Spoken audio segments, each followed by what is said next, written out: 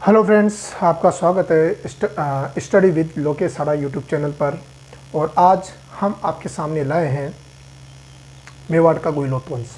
मेवाड़ का गुहिलोत वंश, पहली तो चीज़ हमें समझनी पड़ेगी कि मेवाड़ क्षेत्र के अंतर्गत कौन से भूभाग आता है, इसका प्राचीन इतिहास क्या रहा और इसे मेवाड़ क्यों कहा जाता है। दूसरी हमें बात करनी है कि इस गुहिलोत वंश की उत्पत्ति के संबंध में क्या कहा जाता है, इसकी उत्पत्ति के संबंध में। पहले तो हम इस मेवाड़ की बात करें तो आपके राजस्थान का जो दक्षिणी हिस्सा है, आपके राजस्थान का जो दक्षिणी हिस्सा है उसे आप मेवाड़ के अंतर्गत सम्मिलित कर सकते हो। यानी कि आपका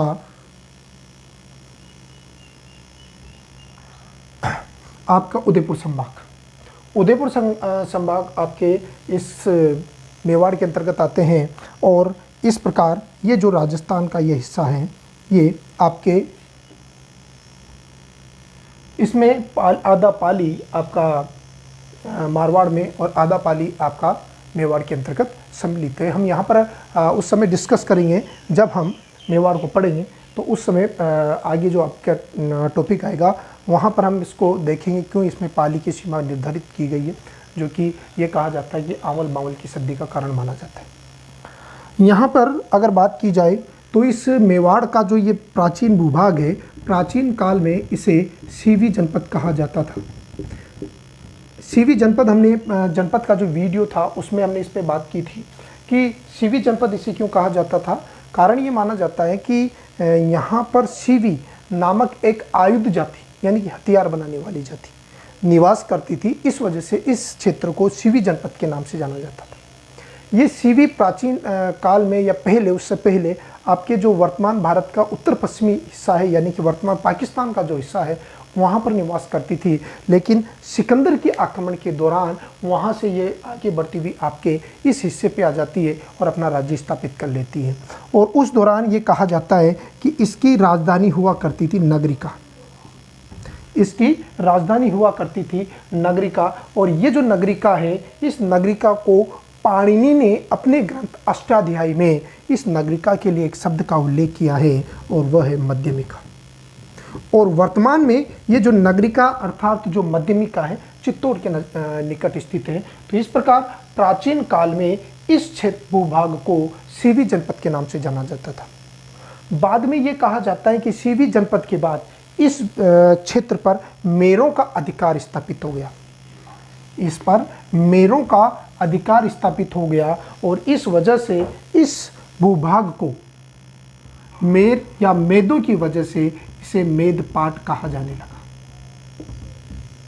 और किसी जगह इसे प्रोगवाट के भी सम्मिलित किया गया। बाद में ये कहा जाता है कि डूंगरपुर और बांसवाड़ा का जो वागड़ क्षेत्र है वह यहाँ पर सम्मिलित हो जाता है। और बाद में इसकी जो शाखा है वह मेवाड़ के रूप में स्थापित हो जाती है। वागड़ का क्षेत्र और मेदपाट का क्षेत्र मिलाकर ये मेवाड़ के रूप में स्थापित हो गया। तो इस तरीके से ये आपके मेवाड़ के भूभाग का इतिहास रहा। अब आगे हम बात करते हैं गुहिलोत वंश की। अब इस गुहिलोत वंश की उत्पत्ति के संबंध में कि ये थे कौन, इनकी उत्पत्ति के संबंध में अलग अलग तर्क प्रस्तुत किए जाते हैं। और ये तर्क जो हैं 3-4 तर्क माने जाते हैं और जिन पर हम यहाँ पर बात करेंगे। पहले इन गुहिलोत वंश के संदर्भ में जो बात करने वाले व्यक्ति थे वो थे G.H. ओझा, जिन्हें गौरीशंकर हीराचंद ओझा कहा जाता है। कहा जाता है कि राजस्थान के इतिहास में अगर प्रथम श्रेणी के इतिहासकार इन्हें कहा जाए तो इसमें कोई अतिशयोक्ति नहीं होगी। G.H. ओझा ने गुहिलोत वंश के संदर्भ में कहा कि यह सूर्यवंशी है।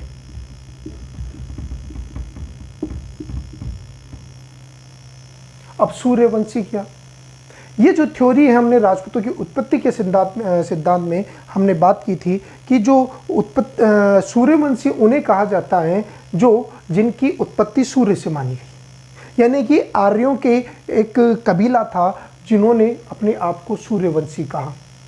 और इसी सूर्यवंश में एक राजा आते हैं, अयोध्या के राजा राम। अयोध्या के राजा राम आते हैं और इन्हीं राजा राम के 2 पुत्र थे, एक का नाम लव और एक का नाम कुश। ये जो लव थे, यह लव राजा राम यानी कि राम जी की मृत्यु के बाद या उनके परलोक देवागमन के बाद ये कहा जाता है कि लव को जो राज्य मिला वह मिला वर्तमान का पाकिस्तान का क्षेत्र, और इस लव ने अपनी जो राजधानी स्थापित की वह स्थापित की लव कोटे, और इसी लव कोटे को वर्तमान में लाहौर के नाम से जाना जाता है। इसी लवकोटे को वर्तमान में किस नाम से जाना जाता है? लाहौर के। और उसी लव के वंशज किन्हें माना गया? गुहिलोत वंश को। तो ये जो तर्क दिया गया वह डॉक्टर गौरीशंकर हीराचंद ओझा द्वारा दिया गया। दूसरा तर्क गुहिलोत वंश के संबंध में दिया वह डॉक्टर भंडारकर। डॉक्टर भंडारकर क्या कहते हैं? डॉक्टर भंडारकर कहते हैं कि गुहिलोत वंश की उत्पत्ति ब्राह्मणों से हुई है, यानी कि ये कौन है? ब्राह्मण वंशी। ये कौन थे? इनके पूर्वज ब्राह्मण थे। अब डॉक्टर भंडारकर के इस बात का समर्थन, इसका जो समर्थन करने वाले थे वो भी एक जाने माने इतिहासकार थे जिनका नाम था डॉक्टर गोपीनाथ शर्मा।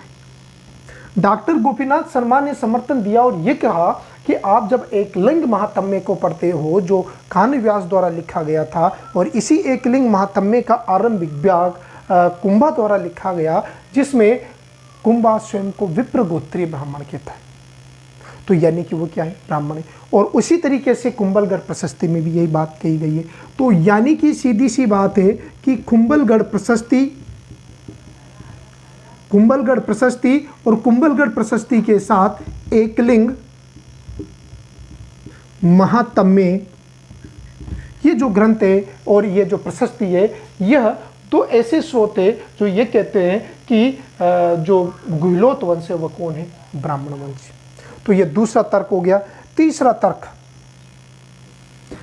तर्क जेम्स टोड, अगर नाम ही कापी है, जेम्स टोड क्या कहते हैं कि यह जो मेवाड़ के गुहिलोत वंश है यह विदेशी है, यह मध्य एशिया से आए हुए लोग हैं। लेकिन इसमें एक चीज़ आप याद रखना, कि एक इतिहासकार और आया जो जाना बेचाना होगा आपके लिए, और उन भाई साहब का नाम था अबुल फजल।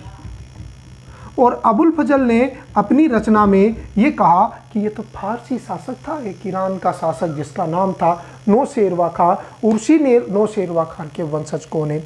मेवाड़ के गुहिलोत शासक। तो मेवाड़ के गुहिलोत शासकों की उत्पत्ति के संदर्भ में अलग अलग तर्क दिया जाता है, और हमने यहाँ पर उन तर्कों की बात की है कि किसने क्या कहा। सूर्यवंशी जी.एच. ओझा ने माना, डॉक्टर भंडारकर ने इन्हें ब्राह्मण का, और कर्नल जेम्स टोड अबुल फजल ने इन्हें विदेशी का। जेम्स टोड तो विदेशी में इन्हें हुन कुषाण के और शक के साथ इनका संबंध जोड़ेगा, और जबकि अबुल फजल ईरान के शासक नौशेरवा खां के साथ इनका संबंध जोड़ेगा। तो इस प्रकार ये कहा जाता है कि ये मेवाड़ के गुहिलोत वंश थे, और इन गुहिलोत वंश की उत्पत्ति के संबंध में अलग अलग विद्वानों द्वारा दिए गए ये तर्क। अब हम बात करेंगे कि ये जो गुहिलोत वंश है ये आया कैसे। गुहिलोत वंश आया कैसे, इसके पीछे एक कहानी है। कहानी इस तरीके से है कि ये कहा जाता है कि अब उसे आप इन कहानियों को कुछ किंवदंतियाँ भी प्रस्तुत की जाए या मानी जाती हैं, तो वो हमारी सोच पे डिपेंड करता है। तो यहाँ पर अगर मैं बात करूँ, ये आपके राजस्थान,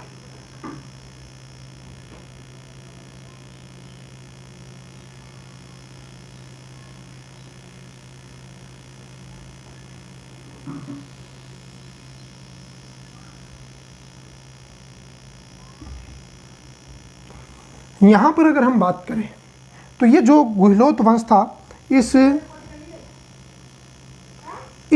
गुहिलोत वंश के संदर्भ में एक कहानी है।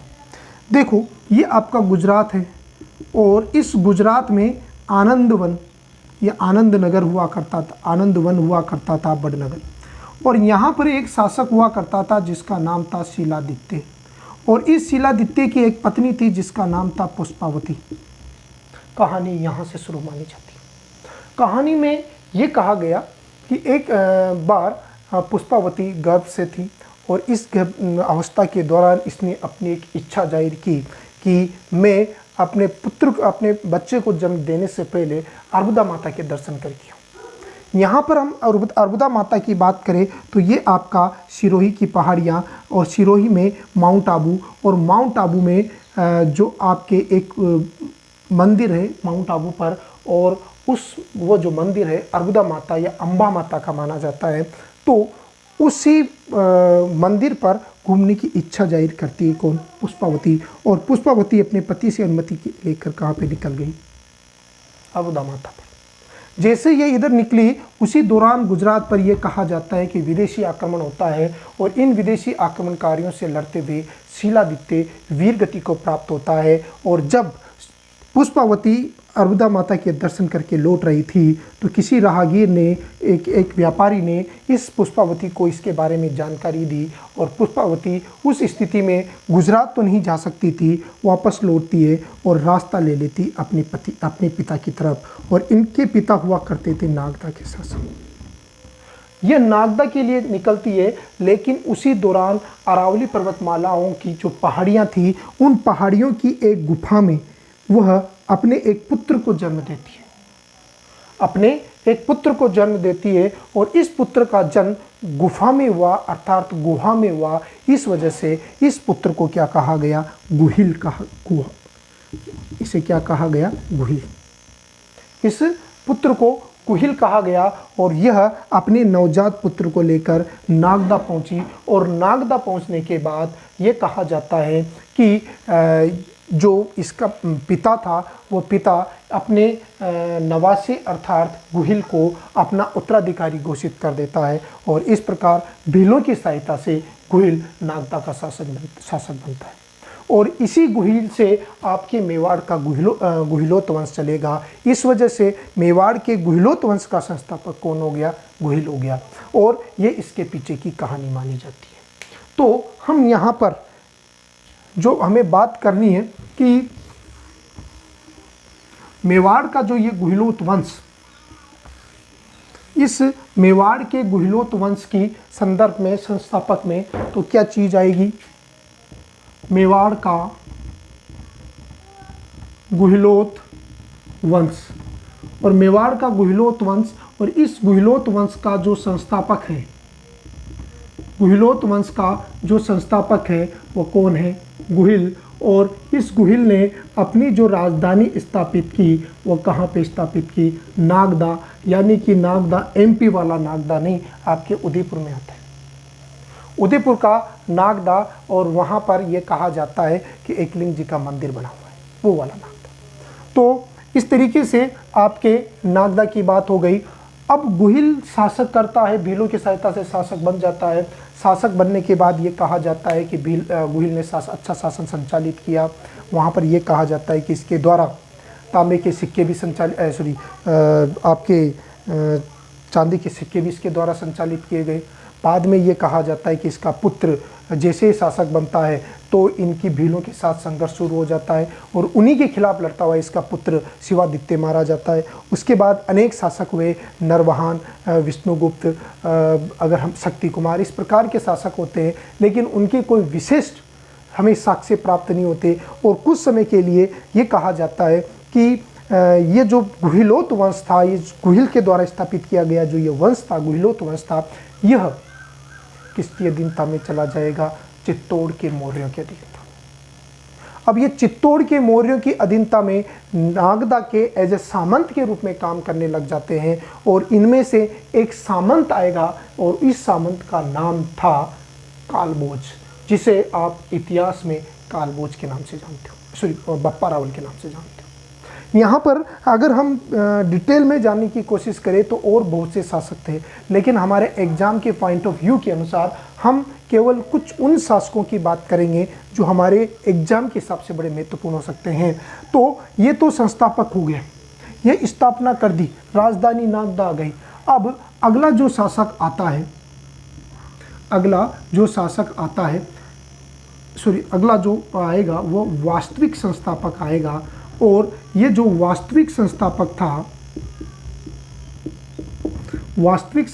था उसका नाम था कालभोज, और इसी कालभोज को आप इतिहास में बप्पा रावल के नाम से जानते हो। और इसी बप्पा रावल का जो शासनकाल जो देखा जाता है 734 से लेकर 53। यहाँ पर इस कालभोज अर्थात बप्पा रावल के संदर्भ में भी एक अलग अलग प्रकार की कहानियाँ प्रचलित हैं। यहाँ पर यह कहा जाता है कि बप्पा रावल का पिता, जिसका नाम नागभट्ट था, वह उसका भीलों के साथ संघर्ष होता है और इस संघर्ष में ये कहा जाता है कि जो नागभट्ट था और उसका बड़ा परिवार था, वो भीलों के खिलाफ लड़ता हुआ मारा जाता है। बाद में एक 3 वर्षीय बच्चा ये बचता है और इस बच्चे को इडर के जो नागर ब्राह्मण की एक महिला थी कमलावती, उस कमलावती के संरक्षण में छोड़ दिया जाता है। वो कमलावती इसका पालन पोषण करती है और बाद में ये कहा जाता है कि ये जो कालभोज था, ये अर्थात बप्पा रावल था, ये बप्पा रावल बाद में एक भगवान एकलिंग के जो मुख्य पुजारी हारित ऋषि थे, उनकी गाय चराने लग जाता है। ये जनरली एकलिंग महात्म्य में बताई गई ये कहानी है और वहीं पर ये कहा जाता है कि हारित ऋषि की गाय चराता है और उनकी सेवा करता है, जिससे प्रसन्न होकर हारित ऋषि ये कहा जाता है कि उसे आशीर्वाद देते हैं कि इस क्षेत्र, इस भूभाग पर तुम्हारे जो वंशज होंगे उनका शासन होगा। ये जनरली एक कहानी है, इसे आप किस तरीके से तर्क पे ले सकते हो, लेकिन एक बात ये मानी जा सकती है कि ये जो बप्पा रावल अर्थात जो कालभोज था, यह मेवाड़ के राजवंश का एक टर्निंग पॉइंट लाने वाला था। टर्निंग पॉइंट लाने के आधार पर यहाँ पर हम इसकी बात करें तो जो ये कालभोज था, इनके गुरु की अगर हम बात करें तो इनके जो गुरु थे उनका नाम था हारित ऋषि। अब हारित ऋषि की थोड़ी सी हम बात कर ले। हारित ऋषि पाशुपत संप्रदाय के संत थे। हारित ऋषि कौन थे? पाशुपत संप्रदाय के संत थे। अब ये पाशुपत संप्रदाय क्या है? पाशुपत संप्रदाय के बारे में ये कहा जाता है कि यह शिव, जो भगवान शिव को पूजने वाली एक हिंदू धर्म के एक संप्रदाय है, शिव, उस शिव संप्रदाय का उपभाग था, उप संप्रदाय था। यहाँ पर यह कहा जाता है कि जो हारित ऋषि थे, हारित ऋषि इस पाशुपत संप्रदाय जिसका संस्थापक लकुलिस महाराज थे, उनके द्वारा स्थापित किए गए इस पाशुपत संप्रदाय के अनुयायी थे। और ये हारित ऋषि एक महत्वपूर्ण चीज़ और ये थी कि यह भगवान एकलिंग के मुख्य पुजारी या फिर पुजारी हुआ करते थे। और इन्हीं की गाय कौन चराया करता था? बप्पा रावल। तो एक चीज़ ये कही जाती है कि पाशुपत संप्रदाय और भगवान एकलिंग, यहाँ पर एक चीज़ आपको जो याद रखनी है कि आपको इस पाशुपत संप्रदाय की पूजा पद्धति, इसकी जो पूजा पद्धति की जो जानकारी मिलती है वो एक अभिलेख आता है और उस अभिलेख का नाम था नाथ प्रशस्ति, जो एकलिंग में।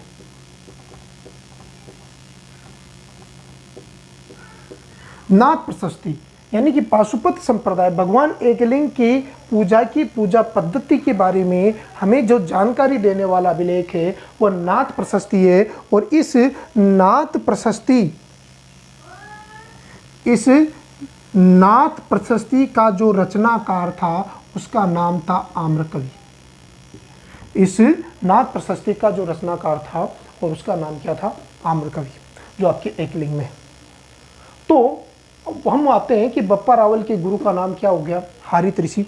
और इन गुरु के बाद अगली चीज़ हम बात करें तो जो कालभोज या फिर बप्पा रावल था, इसका उपनाम क्या था? अब यहाँ पर एक तो उपनाम आएगा और एक आएगी उपाधि, दोनों में डिफरेंस है। वास्तविक नाम तो कालभोज और उपनाम था इसका बप्पा, और ये बप्पा नाम दिया गया था हारित ऋषि। हरित ऋषि ये कहा जाता है कि इस कालभोज को बप्पा कह के पुकारते थे, भगवान शंकर के पुत्र के रूप में ये कहा जाता है कि कह के संबोधित करते थे। और बाद में इस बप्पा ने मान मौर्य को पराजित करके 1734 ईस्वी में चित्तौड़ पर विजय प्राप्त करके एक उपाधि धारण की थी और वह थी रावल। वह क्या थी? रावल।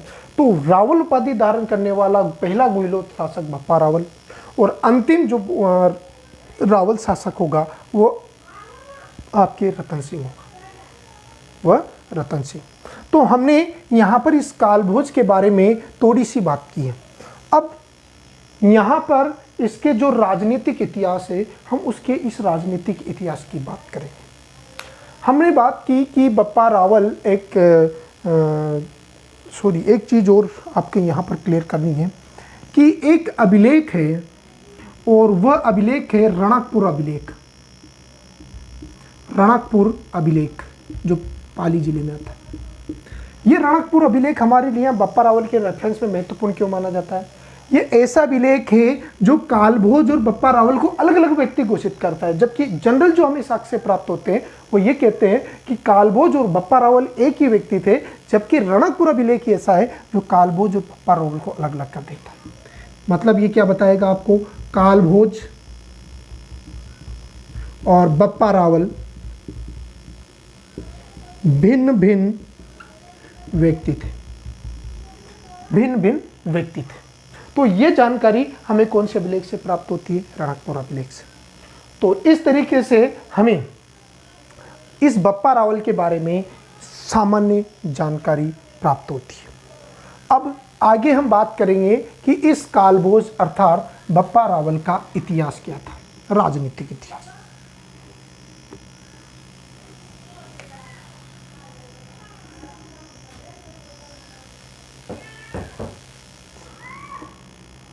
यहाँ पर अगर हम बात करें इसका बप्पा रावल या कालभोज का राजनीतिक इतिहास, राजनीतिक इतिहास आरंभिक स्थिति में अगर हम बात करें तो ये नागदा में सामंत के रूप में हुआ करता था।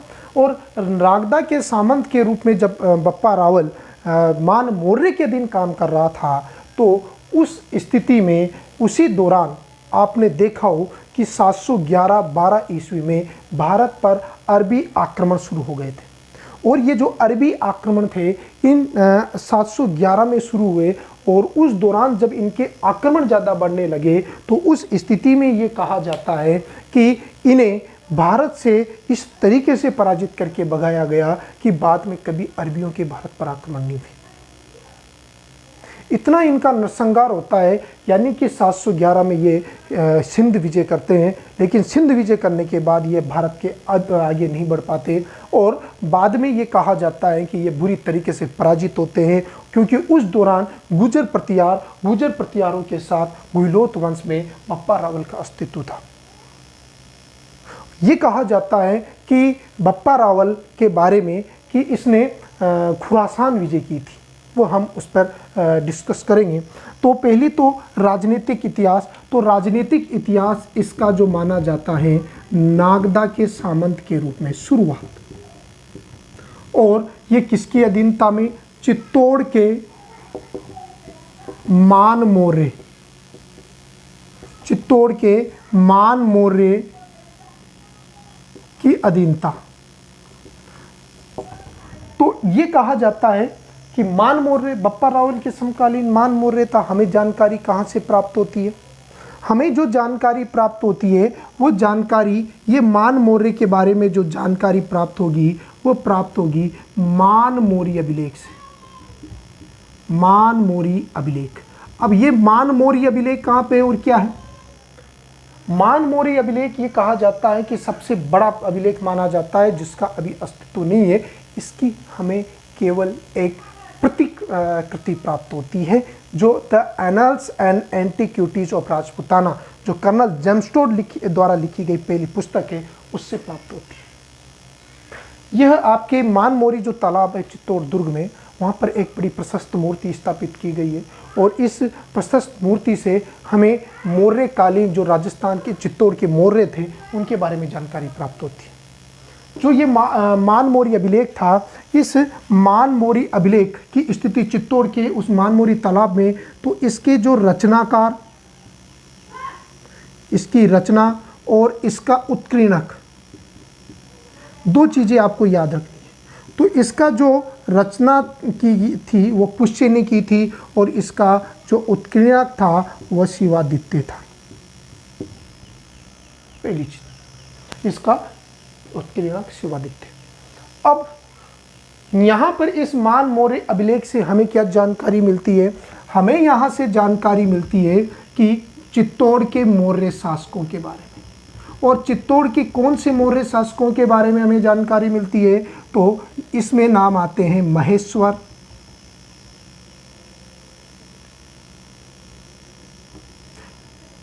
भोज,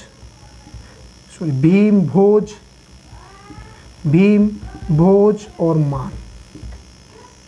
चार मौर्य शासकों की जानकारी हमें इस मानमोरी अभिलेख से प्राप्त होती है और इसी से ये जानकारी मिलती है कि इस बप्पा रावल के आरंभिक शासनकाल के दौरान चित्तौड़ पर मानमोरी नामक शासक था और हिंदुस्तान का अंतिम जो मौर्य शासक भी कौन माना, राजस्थान का अंतिम मौर्य शासक भी कौन माना जाता है?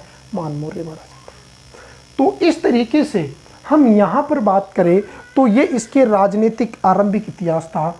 नागदा के सामंत के रूप में जब बप्पा रावल नागदा में शासन कर रहा था तो उस दौरान ये कहा जाता है कि भारत राजस्थान पर अरबी आक्रमणकारियों का आक्रमण हुआ और जब ये आक्रमण हुआ तो उस आक्रमण में मानमोरे सेना सहित वहाँ पर जाता है, लेकिन उसने अपनी सेना का नेतृत्व बाद में बप्पा रावल को सौंप दिया और बप्पा रावल के नेतृत्व में वह सेना लड़ी गई।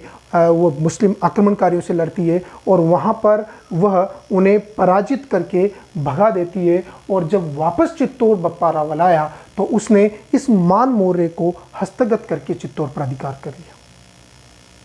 लेकिन दूसरी कहानी इसके बारे में ये कही जाती है कि जब सेनाएं अरबी आक्रमणकारियों की जो सेनाएं सामने खड़ी हुई थी तो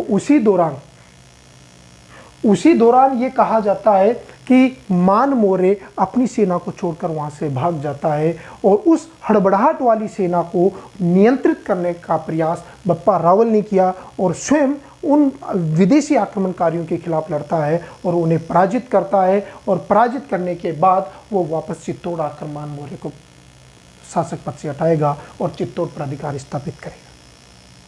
तो ये कहानी जनरली कुछ अलग अलग स्रोतों में इस बारे में ये बात कही गई है। तो इस तरीके से ये कहा जाता है कि बप्पा रावल की उपाधि इस मानमोरे को पराजित करके प्राप्त करेगा और बाद में चित्तौड़ पर अधिकार स्थापित करेगा, लेकिन राजधानी नहीं बनाएगा। इसकी जो राजधानी है वह राजधानी आपकी अभी तक वही जो गुहिल द्वारा स्थापित की गई नागदा थी वहीं पर रहेगी। बाद में ये कहा जाता है कि इसका अभियान होगा और इसका प्रमुख अभियान माना जाता है खुरासान अभियान और इस खुरासान अभियान में इसे बड़ी सफलता प्राप्त हुई और यहाँ के शासक सलीम की पुत्री के साथ इसने विवाह किए और इसी अभियान के दौरान इसने पाकिस्तान का जो रावलपिंडी शहर है उस रावलपिंडी शहर को बसाया। तो इस तरीके से इसका राजनीतिक इतिहास जो माना जाता है खुरासान अभियान, और इस खुरासान अभियान की प्रामाणिकता प्राप्त होती है बप्पा रावल द्वारा चलाए गए 115 ग्रेन के जो सिक्के थे उनसे। तो हम उन सिक्कों के बारे में बात करेंगे। तो इस तरीके से ये कहा जाता है कि इसका राजनीतिक इतिहास रहा और 753 तक बप्पा रावल ने यहाँ पर इस क्षेत्र पर शासन किया। ये इसका राजनीतिक इतिहास, और इस राजनीतिक इतिहास के बाद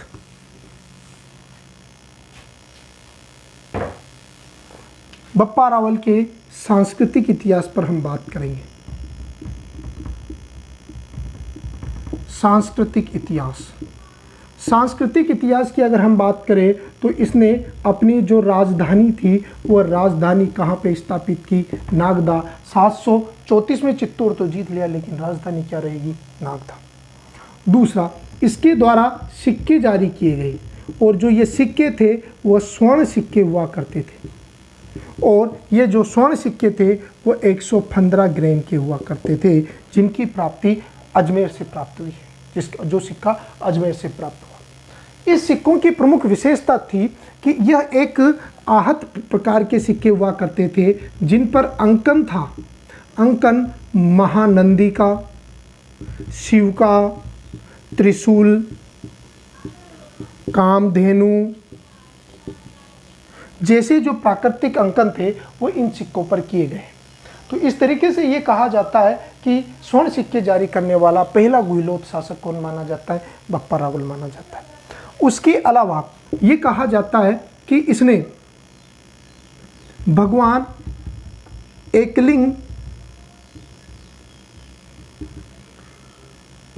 एकलिंग का मंदिर स्थापित करवाया नागदा के नज़दीक एकलिंगपुरी में। ये कहा जाता है कि वहाँ पर भगवान एकलिंग का मंदिर स्थापित किया और इन्हें मेवाड़ का वास्तविक शासक घोषित किया,